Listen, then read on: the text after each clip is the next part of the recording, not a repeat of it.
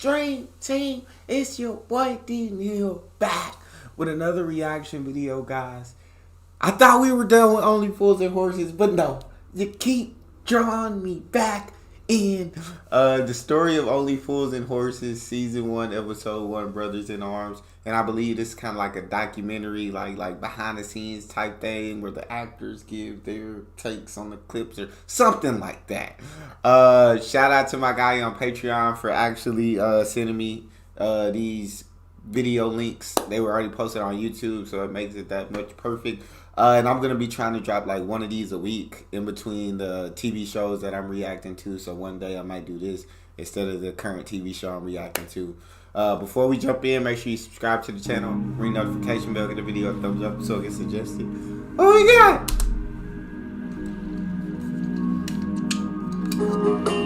Stick a money in me pocket. I'll fetch the suitcase from the van. Cause if you are the best, but you don't ask questions, then brother, I'm your man.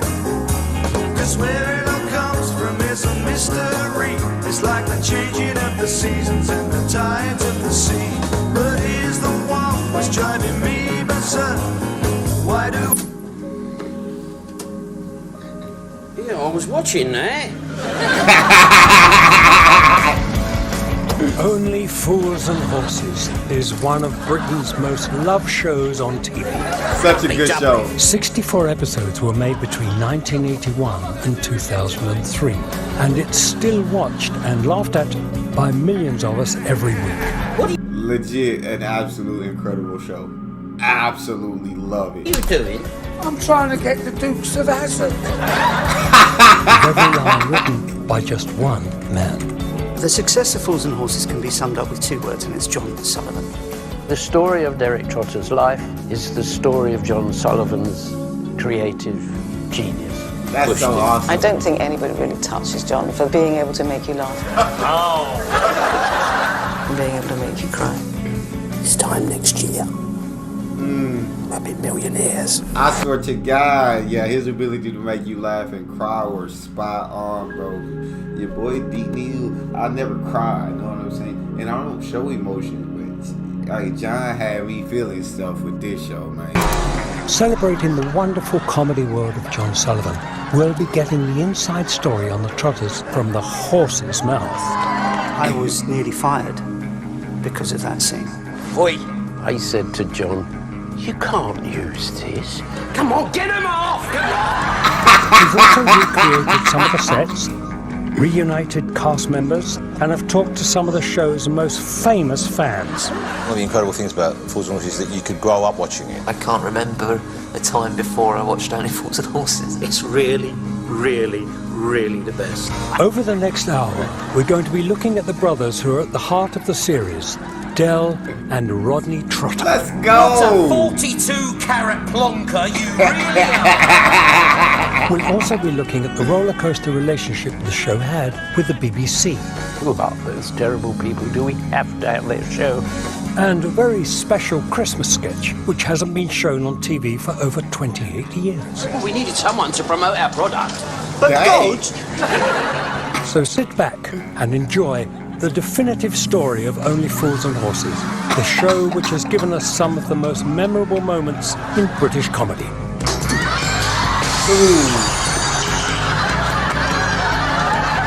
I'm so glad we get to go over this show, bro. I'm so excited for this, bro. This is so cool. You get like, this is so cool. This is so dope.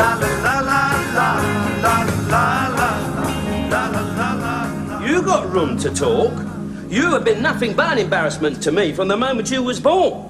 You couldn't be like any other little brother, could you, eh? And come along a couple of years later after me. Oh, no, not you. You had to wait 13 years.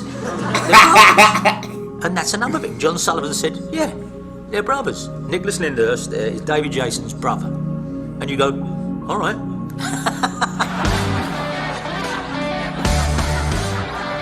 Del and Rodney first appeared on our screens in 1981. And over the following 32 years, their roller coaster relationship was central to every single episode. You little plonker. The ultimate love-hate relationship, really. I mean, they were they needed each other and they despised each other at the same time. Yes.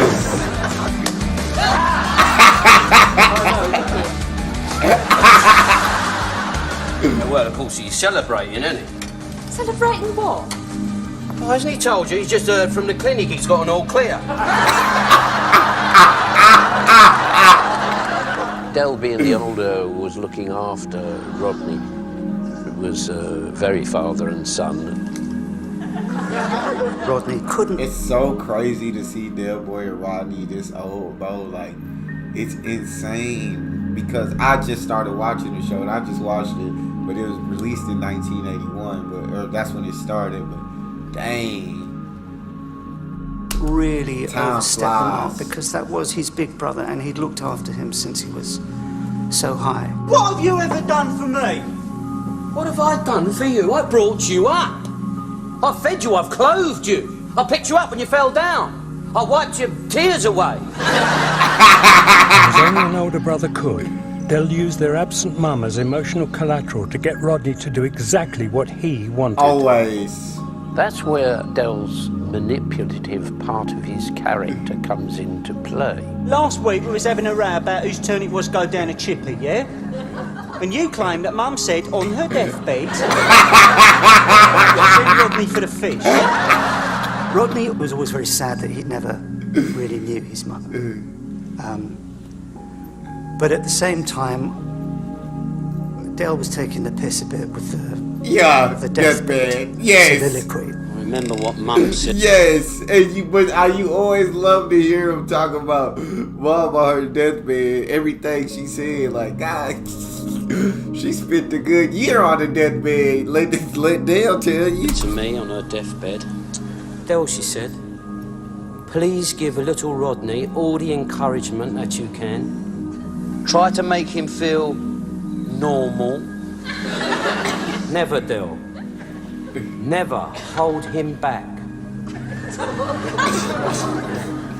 She didn't half say a lot on her deathbed. He's a stick to beat Rodney with, basically. What's that rumbling noise? I didn't hear nothing. No, it's all right. It's Mum turning in her grave. It's obvious you're stitching me up. Look at you. You have 3 or 4 changes of clothes a day. Me, I've got one suit come from an almost new shop. It's embarrassing sometimes. Rodney knew that there was a better life out there. He could leave this little council estate and he wouldn't have to be trussed up with his brother and his grandpa or his uncle all the time. There must be a way out of this. 1, 2, 3. I do the 1, 2, 3, 4s. Yeah, sure. 1, 2, 3, 4. Listen here. When Rodney joins a band with ambitions to storm the charts, it's Big Brother who becomes their manager. Rodney sees an opportunity to get out. He can be in this band. He can be on top of the pops. He can make some legitimate money. Therefore, you've got one of those glimpses into his aspirations as to he doesn't want to be a street trader like his brother anymore. Yeah. He wants something else in life. Yeah, Rodney seemed like he never really wanted to be a street trader from the jump. He was always talking about getting a good job, finding a career and things as that. So where Dale loved it, you could tell Dale loved the hustle. Dale loved trading. He loved selling. He loved buying. He loved the hustle of all of it. That was Dale. He had the gift of the gab. But Rodney didn't want that. But Del is more interested in making a quick quid than his brother's aspirations to be a pub star. Yeah. And books the band's first gig to be at the Shamrock Club on Paddy's Night.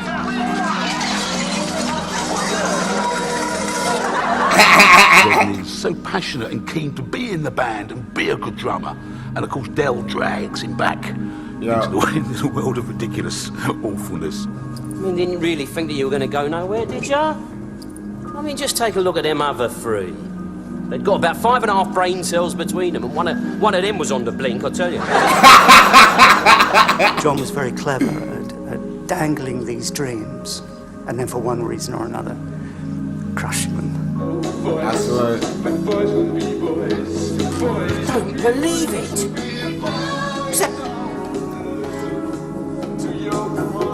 Is that bunch of Wallace? What do they think they're doing? They're on top of the pops. Rodney's saying, you stop me doing it, you stop me chasing my dreams, you stop me having these aspirations. Del is quite happy to crush his brother. That's almost Shakespearean. Yeah. I always said they could make it, and you convinced me they couldn't. That's always been your trouble, Rodney. You're too easily swayed. And what about me, eh? What about me? I was their manager. I'm going to stick this right up your jackson. Yeah, so many situations where Dale held Rodney back, like, and then you had a couple situations where the roles are reversed and Rodney held Dale back. It's like they did need each other, but it's like, yeah, life would have been completely different if they would have went their separate ways. On-screen brothers for over 22 years, the comedic chemistry between Del and Rodney you can put down to casting alchemy. Nick was cast when I was asked to come and read for Derek Trotter, and Nick read with me. There was a chemistry there that, well, it was just there. You couldn't plant it, you couldn't work on it. It was just there. Beneath all this finery, there lies a book. Now that surprises you, doesn't it, eh? No. I suddenly realised quite early on that we had very different styles of acting. David always got a drink or a cup of tea or a plate of breakfast. He's always whizzing around the set. He's going to the kitchen. He's always lighting a cigar and all that sort of stuff. And I suddenly thought, well, if we both start doing that, you're not going to be in shot. So one of us better sit down and just sit at the table or sit on the sofa or sit in the armchair. The whole setup of that show was that David was the driver, the energy, and Nick was the reactor. So that David could punch a gag. Fancy a curry? You would cut to Nick, and Nick would react, and you get another laugh on the reaction. So they were an incredible team. Coming up, we look at the rivalry between Del and Rodney. Rodney got his own back. Properly. We ain't got a car phone. As well as Only Fools and Horses material, which hasn't been broadcast in over 28 years. You don't even know what ethics are, do you? Ethics? They make model aeroplanes, don't they? Oh my God, this is so cool to get to hear them talk about the show, the actual actors and the creator of the show. Like, this is so dope. I love it.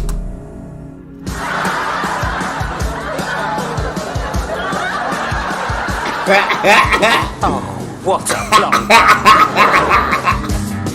Welcome back to the story of Only Fools and Horses, as we take a look at those brothers in arms, Del and Rodney Trotter. Don't you look at me in that tone of voice, Rodney. They were always bickering. They'd get in each other's way, they got in each other's hair, they trod on each other's toes regarding girlfriends and all that sort of stuff. Oh, he's gone to sleep. Bless him. So you want to get a nice tan for the girl then, do you? I'll give you a nice tan, all right. There was a certain undermining that we would always do to each other. As soon as one was getting a little too big, the other one would come in and steal his thunder. Oh. Does your face hurt? Only when I smile. Hideous red tan. The girl, she's friends with paragliders, and Del Boy's sort of been boasting that, oh yeah, I can do all of that. What am I going to do, Rodney? I can't tell them I'm scared, can I, eh? No, you make yourself look a right dipstick in front of everyone. It was one of the first times that Rodney got his own back. Properly. Rodney does the bluff and says, yeah, okay, don't worry, I'll get you out of this. I'll pretend that the phone's ringing in the car. Is that our phone I can hear ringing, Rodney? Hey?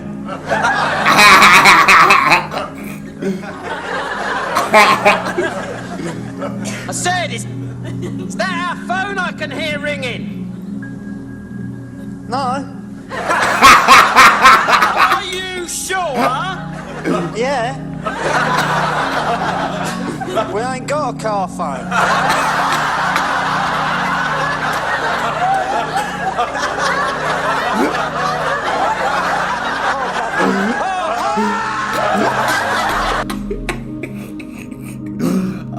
love this. Oh, I missed this show already, bro. I miss it. This is one of the greatest shows I've gotten a chance to watch. Despite the occasional falling out and the odd threat of physical violence, I'm gonna kill you, Rodney! when it really came down to it, nothing could come between the two brothers. They take the mickey out of each other all the time, but they would also do anything for each other. If I'd gone to the police every time you said you were going to kill me, you'd still be slopping out in Parker's. No, he doesn't show it most of the time. Dell loves Rodney. And that does come out occasionally when I think Dell takes a beating for Rodney. As far as I'm concerned, Dill, you're no longer my... What the bloody hell's happened to you? He always had Rodney. Even when he was holding Rodney back, he always had Rodney's back. He was always looking out for Rodney. That's what I love. Oh, that's all right. No, I just walked into a door. That's again the recurring theme of brotherly love that strung through most of the episodes. And that is the great thing. There's affection. The easy thing to do in things like that, especially working class, is everyone arguing. Because I'm finished with you. I've washed my hands off you. As far as I'm concerned, you don't exist. The fact they really, really loved each other, that's a thing that's hard to pull off and some writers shy away from. And Rodney? What? It's been raining and roads will be treacherous. Drive carefully. That was the lovely thing about doing John's work. Is you had a chance to really explore the emotions of a relationship of two brothers like that. Cheers. Cheers, mate.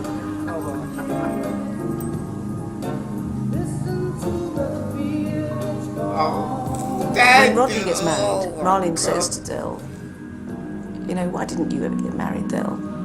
All the birds that I went out with, they wanted to get married, but they didn't want to bring Rodney up. Especially the way he went through shoes. Anyway, what was I supposed to do? Get married and put Rodney into care? No. So I elbowed him. Well, it's family, isn't it? And that's, I think, the core of why the show is as successful as it is. Dell has this big heart, and it's family. It's really good. good. It's because it's like Dale do so much dumb stuff, and you like, God dang, Dale, keep your nose out of it. Because Dale, it seems like he ruins almost every opportunity for Rodney. But at the end of the day, like she said, like, you never question that Dale loves Rodney. You never question that what Dale would do for Rodney. Dale always had his brother's back. This show is so freaking special, man. And I love the fact that they're like talking, the actors, bro. I'm just excited. I'm sorry. Be back, Dale. They needed each other and they were locked together. You felt like you knew them and you cared about them. Even though you wanted to see them get in and out of scrapes, you just wanted them all to be okay.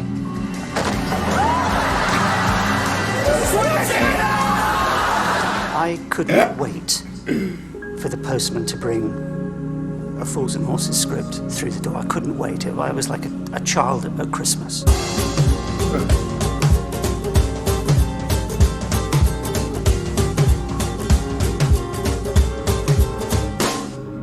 I had to read every comma of it.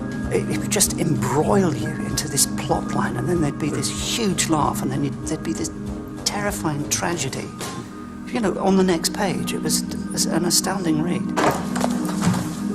Stay here. Excuse me, can you tell me which ward Mrs. Trotter is in, please? In a comedy writers' meeting, if somebody put their hand up and said, how about in this Christmas sitcom, in this Christmas episode, let's do a miscarriage? You'd be, shut up, what are you talking? You can't do a John Sullivan could. Yeah. We did enjoy tricking the audience sometimes. We'd be going, oh, okay, you're watching a sitcom, yes you are, of course you are, but we're going to start talking about some heavy stuff. Cassandra needs your strength. Now you go in there. And I don't want no sobbing, no booing. You just give her comfort and understanding. Right?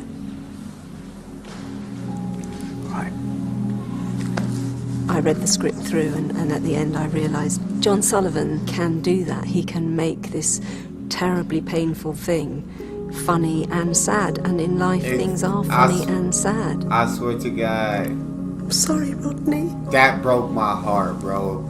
That I'm sorry, Rodney, shattered me to my core.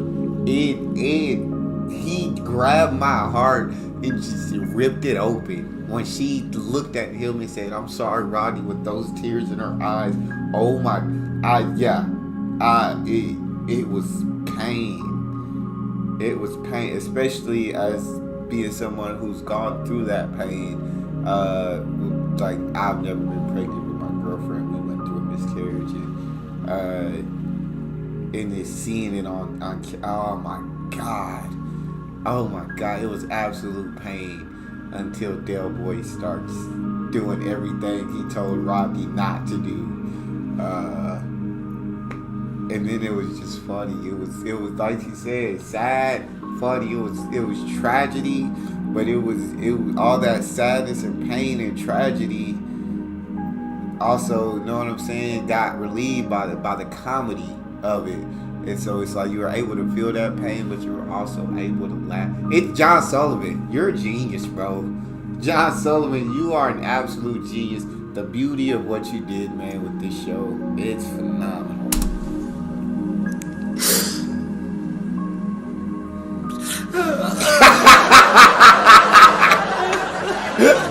Integrated the comedy into the sadness, you know? It was perfect. Get a very sad, melancholy moment, and then this really funny moment, because in the end it's comedy.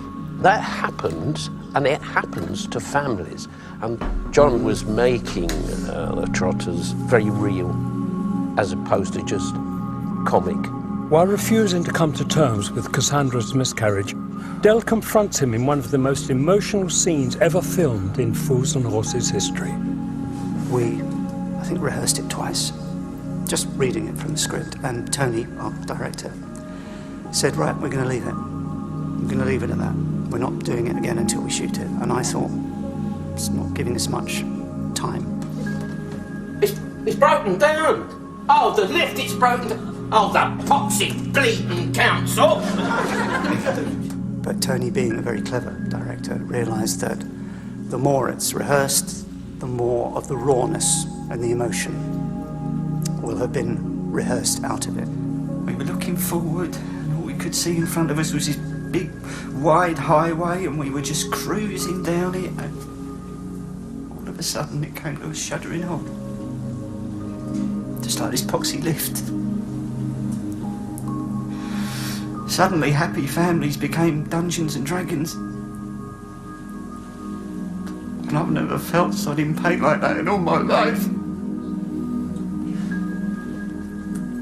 That hurt, bro. Is Cassandra hurting? Of course she is. How do you know? You haven't talked to her about it. You could drop a pin in the studio. The atmosphere was incredible. It's so exciting when two actors get to change an atmosphere like that. It's almost if I don't talk about it, it might not be true. But it is.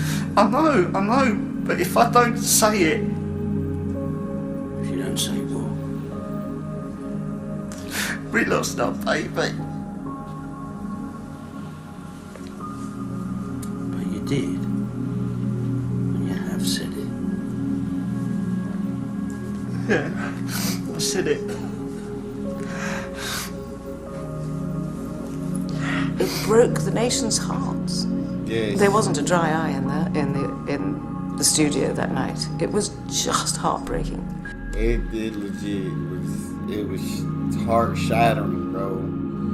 It was pure pain watching it. Pure pain having to live it, but then watching them go through it, man. Jesus. Acting is just so special, the way actors have the ability to imitate real life and to make you feel emotions and it's just special. It still makes me well up thinking about it. just been lying, haven't I? Yes. And what about Cassandra? Not her. Cassandra can't tell a lie. Raquel can. The moment one leaves my lips.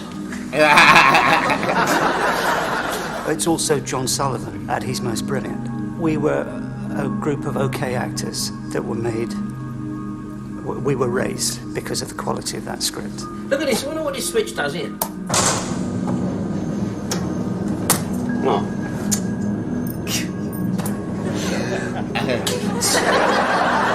Stop it! It's the only way I could get you talking.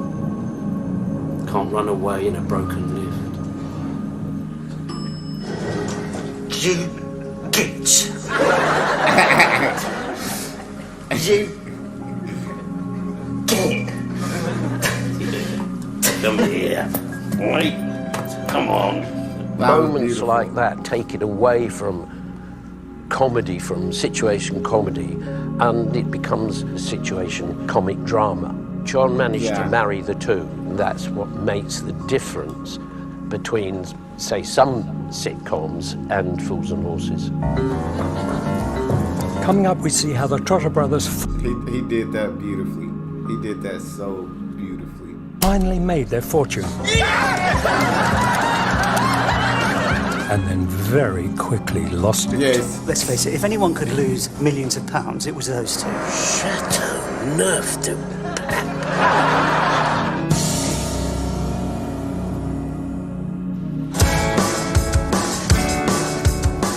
We're in a bit of bother here, bruv. Welcome back to the story of Only Fools and Horses, as we look at the ups and downs of the brothers Del and Rodney Trotter. I'll tell you, Rodders, this time next year, we will be millionaires. Everyone always wanted Del Boy to become a millionaire. Yes, that is all we wanted. The whole show. It is what we wanted. So freaking bad. When I met in the streets, and they made suggestions. Maybe he should win the lottery. And John was hearing suggestions about how he would actually make it in the end. What's that? It's a gas stove. On top of it. Oh, that's just an old watch I got out of a house clearance years ago. Everybody was trying to find out how did they become millionaires. Yeah. And John sold the story of they won the lottery. Yes, that's right. Most of them, stupid enough, swallowed it. There was only one lady, very well-known lady, critic from the Daily Express, said, "I cannot believe a writer of John Sullivan's quality to take the whole game on the Fools and Horses and say they won the lottery. It's not classy enough." Oh, is it any good then? Good. John Harrison was just about the finest watchmaker of his time. Of any time. If this is what I'm beginning to think it is, God, I'm shaking. Why, you didn't have that much to drink last night, did you? It took years to research all that. Watches and things. And yeah. Oh, he was a stickler for getting it accurate, and that was again one of his great strengths. Have you any proof that this watch is your property? A receipt, something like that? Oh, well, no, you see, don't keep receipts. They just clutter the place up. They had to prove that they owned it. So if you go back to the very, very first episode ever of Only Fools and Horses, Rodney is sitting entering what they've bought into a ledger book, which Del tells him not to do. You dozy little twonk, Rodney. This is prime and facie evidence, isn't it, eh? The taxman gets hold of that, it puts away for 3 years. Don't worry, if a taxman comes, I'll eat it. So when they do need to prove that they own this watch before they can sell it, they go back to this one ledger book that they've got, and it's in there. So that's the proof that they need. I've got it. I've got it. Receipt from the landlord, look. For 2 paintings, 4 jugs, 1 rocking chair, 1 silver fob watch engraved Harrison. Good boy, Rodders. What have I always told you? I've always said, always keep the receipts. It also tells you that they need... I've always told you, always said, always keep the receipts. making millionaires since episode 1. Yes. I'd like to start the bidding at £150,000. Well, let's talk about John Sullivan and long-running jokes, shall we? When I read that episode, I thought, you clever bugger, you've just crafted this incredible situation. But that's his genius. You mean it ended up at £300,000? It's still going on. Well, come on, let's get back up here. 3 1/4. Bid is in the room. 3 1/2. 350,000 quid! 3 3/4. 4, thank you. The bid stands at £4 million.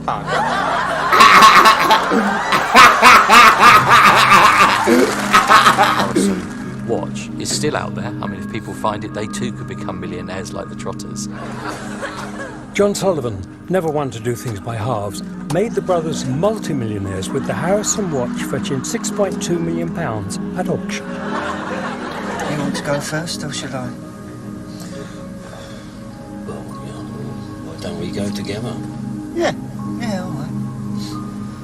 1, 2, 3.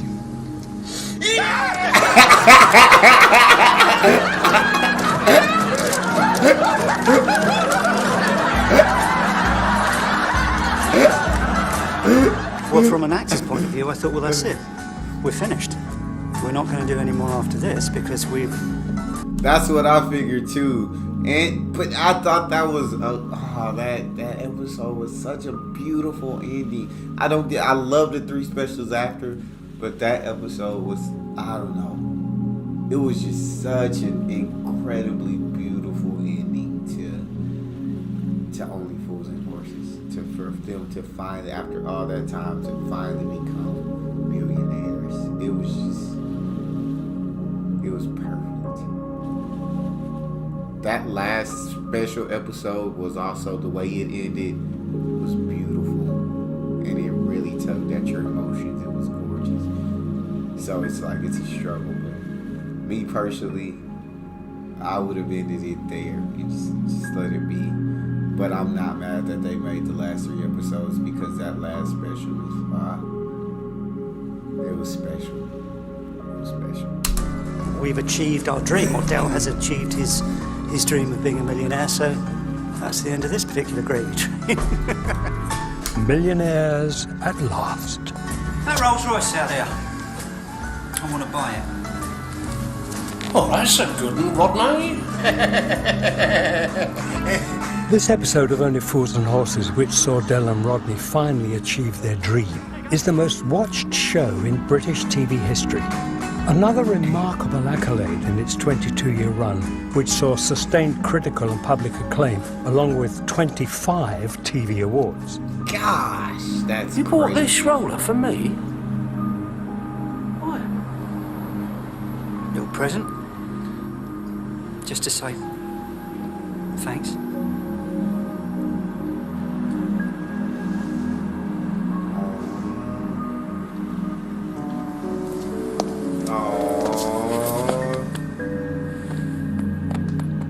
John came to the final night shoot, which he didn't used to do. He never used to come on a night shoot. I said to him then, I've been dreading this shot because I know this is the last shot. And he just went very quiet. And I suppose now I'm not sure whether he just didn't want to respond or whether he thought, just wait. I don't know.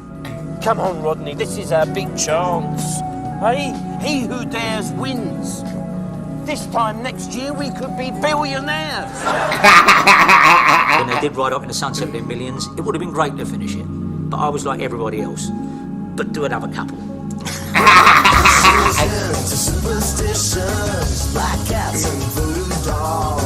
After an absence of 5 years, they were back. When we came back after they became millionaires, John said to me, I've got to get them back to be what they were, because there's nothing funny about rich people. But it's the douche, Dominic. But the Trotters' high-rolling and jet-setting was confined on screen to less than 3 minutes. Let's face it, if anyone could lose millions of pounds, it was those two. Yeah. Chateauneuf de He had to keep failing in order to pick himself up, dust himself down and start again.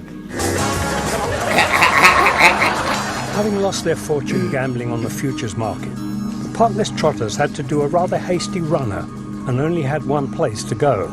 I think it was really nice that they ended up back at the same place and still continuing to strive. I do agree with that. I do. Because if I had lost millions, bro, I probably would have. I don't know if I could have recovered from that. Like, I don't know if I would finally reach my dream and finally was that rich and then went dead or broke again. I don't know if I could continue with life, bro. It's no good looking at me with that Anne Robinson face. I'll look at you any way I like. Del was still saying, I tell you this, the way things are going, this time next year, we're going to be flying high because my plans are going to work out and it's going to work. We're going to come out top dog. Once more, Del is looking for a get-rich-quick scheme and bags a slot as a contestant on the fictional TV game show Gold Rush, with Jonathan Ross as the host. This is the fastest game show on TV. This is Thursday, this is live, this is Jonathan Ross, and this is Gold Rush. So I was super excited because Fools and Horses is a legendary show, you know, I mean, it's like part of our sort of rich cultural tapestry. And the chance of doing something on screen with David Jason, who's one of our finest comic actors, was also kind of scary but exciting at the same time. So, of course, I leapt at the chance. For £50,000, here it is. Which classical guitarist wrote the opera The Child and the Enchantment? Was it Ravel, Segovia, or Rodrigo? When I sat down to sort of like do the lines, they call them run the lines, obviously, David, I forgot all of them. I mean, I forgot, my mind went completely blank. Oh, in that case, Jonathan, I'm going to have to use my old SOS, aren't I? Yeah, I think that's probably wise. Who would you like to be your saviour tonight, Derek? My brother, Rodney. So I had to say, well, normally when I'm in the studio, I have it on order cue. Do you have it on order cue? They went, oh, yeah, we can put it on order cue. I said, well, why don't we put it on order cue just so it looks more like I'm really hosting the show? That wasn't, it was just I couldn't remember the lines. Was it Ravel, Segovia, or Rodrigo? Ravel. How sure are you? 100%, Derek. Good boy, Rodders. Derek, you don't have to take his answer. You know that, don't you? No, but he knows what he's talking about. It's Ravel. So you don't want to change your mind? No. Derek? That was the wrong answer. Del Boy was sort of driven by this desire, which we know won't really make him happy. But at the same time, you want him to get it because you like him so much. Yes. Can I ask who's calling, please? It's the producer of Gold Rush. He wants to talk to you. Oh, no. In typical John Sullivan fashion, there is a twist and a chance of redemption where Del could win the money. What? No. He said there's been a mistake. It was Ravel. No. I knew I was right. Yeah, he said I could take the £50,000 and go back on the show. Yes! Oh, have a day off, will you lot? Who do you think this is? Hey, look, you can hear the jukebox in the pub. Bloody Nicky Pitt, I'm going to murder you. No, get in the back of the queue. No, don't worry. Shh. Yeah, I'll tell you what we would like you to do. Give all the money to charity. Yeah? And if you phone here once again, I'm going to come down there and kick your ass into shredded duck. Goodbye. See? That's it. Jonathan? He said give the 50 grand to charity. What a nice guy. I found that I'd saved the letter that John Sullivan wrote to me when he asked me to be in Fools and Horses. And it says, Dear Jonathan, here are the sequences of the script concerning the game show. And then in brackets, I won't bore you with the whole script, not unless you're having trouble sleeping. Which is remarkably self-deprecating when you think about, it's fools and horses talking about, but I suspect, like most people who are really good at what they do, there's no arrogance and there's no kind of bullishness and there's no desire to show off. And then he wrote, I've written a bit of patter for you, but it's just my attempt at your style. The script isn't carved in stone and we'll listen to any suggestions you may have. Hope you enjoy it and I'm so pleased you're doing it. Best wishes, John. That's such a lovely letter to have. so dope. I'm very glad I have kept it, and I will not be selling this to any of the many Fools and Horses fans who no doubt will now try and get hold of me and ask if they can have this. That's legit so awesome. That's so awesome. Yeah, I know he loves having After the break, we see how hard it was for the show to become established. David and I both thought, this is it. This is the job. And look at a rare sketch which hasn't been broadcast in over 28 years. Isn't that beautiful? That is raise the chassé, as they say in theatre.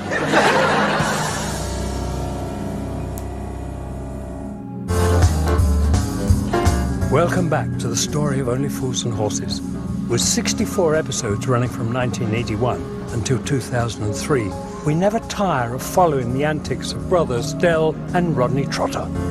I can't bear this modern idea that I've done a couple of series, that's all I can get out of the characters, I'm going to move on. John Sullivan didn't do that, he didn't run away.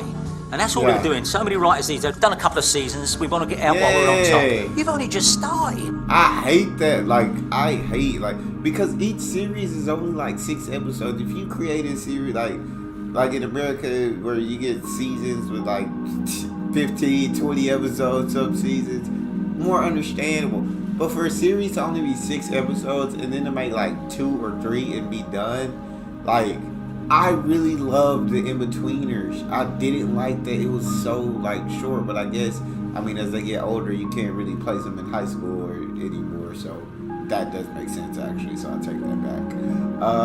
I just wanted more.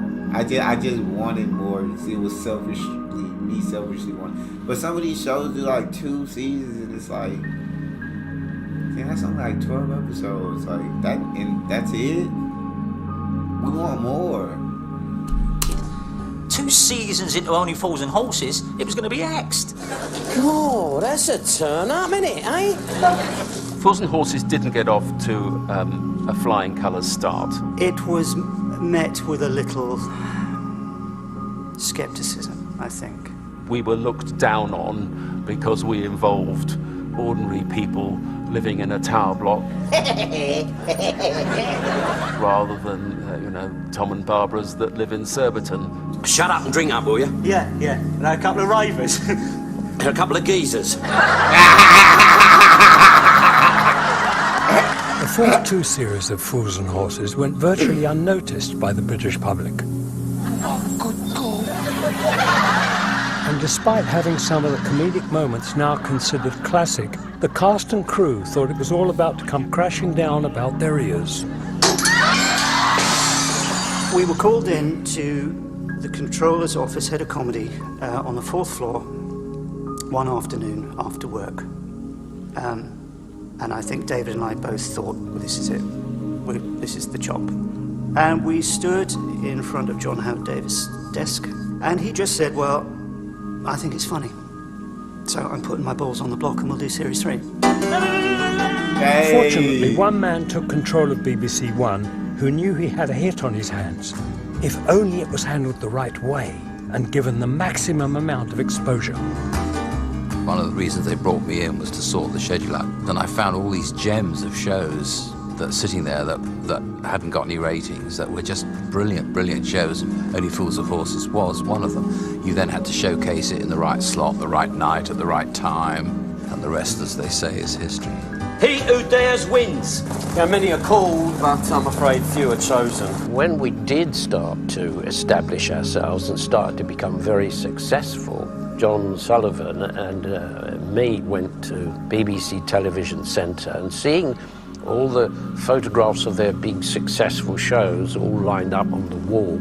Terry and June, Butterflies was there, and the one that was missing was the Trotters. So John went to the boss head of comedy at the time and said, where's the Trotters then? Oh, he said, oh yeah, they're upstairs on the 6th floor next to the toilets. I can only assume that it was some sort of class thing, I suppose, because don't forget, the BBC in those days, everybody spoke like that, and we were all speaking like that, and oh dear, those terrible people, do we have to have their show? Oh, put them next to the toilets. He wasn't given the place of honour. That's crazy. BBC. That's crazy.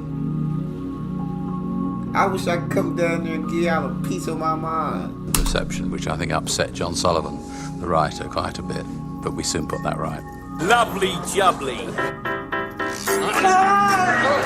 Critical success, public adoration, and a string of awards meant that by the mid-80s, Fools and Horses was one of the most important shows on television. Dear God, high up in the sky.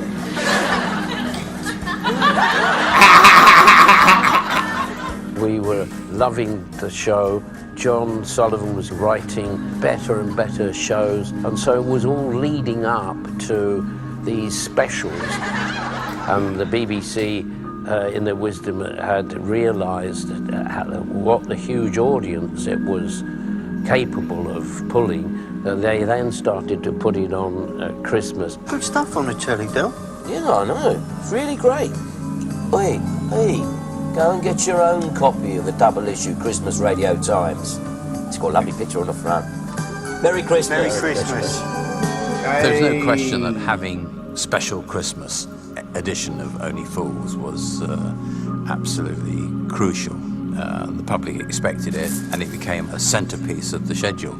The first feature-length Christmas special was To Hull and Back, shown on primetime Christmas Day and watched by just under 17 million viewers. Don't act suspicious, Rodney. Just let's pretend we're Dutchmen, right? Ajax!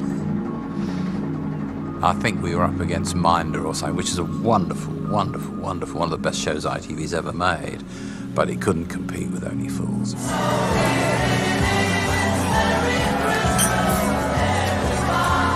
It's amazing because every Christmas comes round and people go, is it going to be on? And you think, well, ask the BBC, don't ask me. But yeah, it was for all the time we were involved in it. Yeah, that was it. It was the Queen and us. What do I say to him?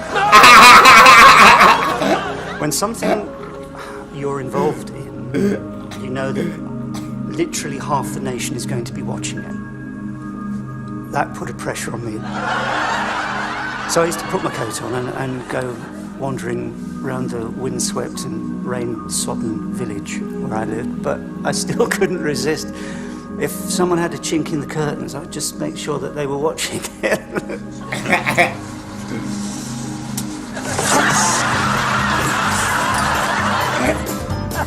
Trawling the archives, we've discovered a very special piece of Fools and Horses material, recorded for a one-off BBC compilation called The Funny Side of Christmas, featuring Del, Rodney and Grandad. This hasn't been shown on British television in over 28 years. I come to sell my wares and they're guaranteed to cure hardcore, softcore and pimples on the tongue.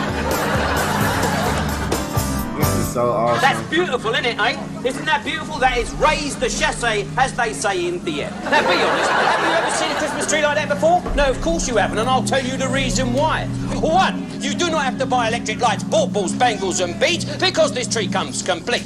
2, you do not have to struggle with it like you do the old forest-type Christmas tree, because this tree folds down. So again, that was a lovely prop, wasn't it? Yeah. The props guys made.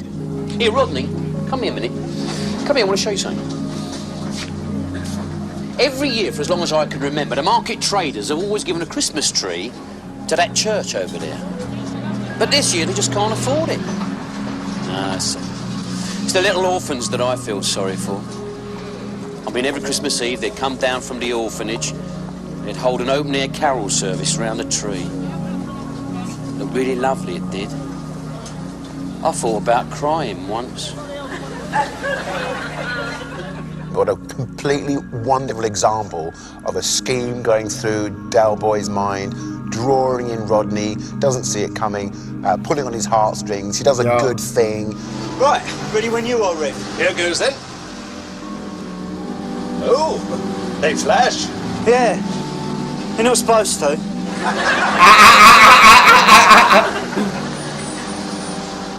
I mean, Well, it's not much of a tree, but it's the only one. No, you're wrong, Rodney. This is the finest Christmas tree our church has ever had. You see, for a growing number of years, I have become dismayed, even shocked by the attitude of modern youth.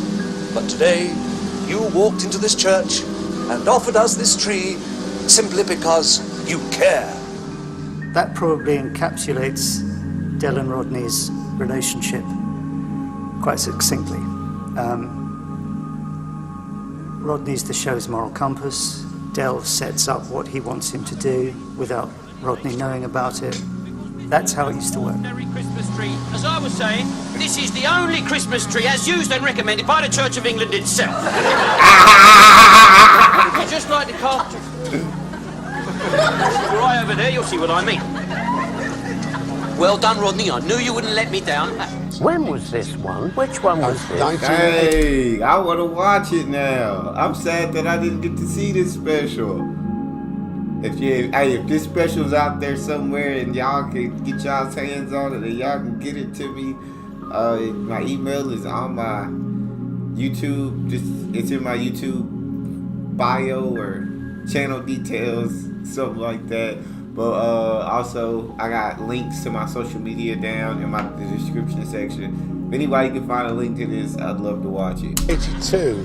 Doesn't ring a bell with me at all. You see yourself performing like crazy. Anybody? You dirty little mercenary. We needed someone to promote our product. But God, you knew I give that tree to the vicar, didn't you? All that rubbish about them little orphans. You've got no ethics. You don't even know what ethics are, do you? Yeah. Ethics. To make model aeroplanes, don't I?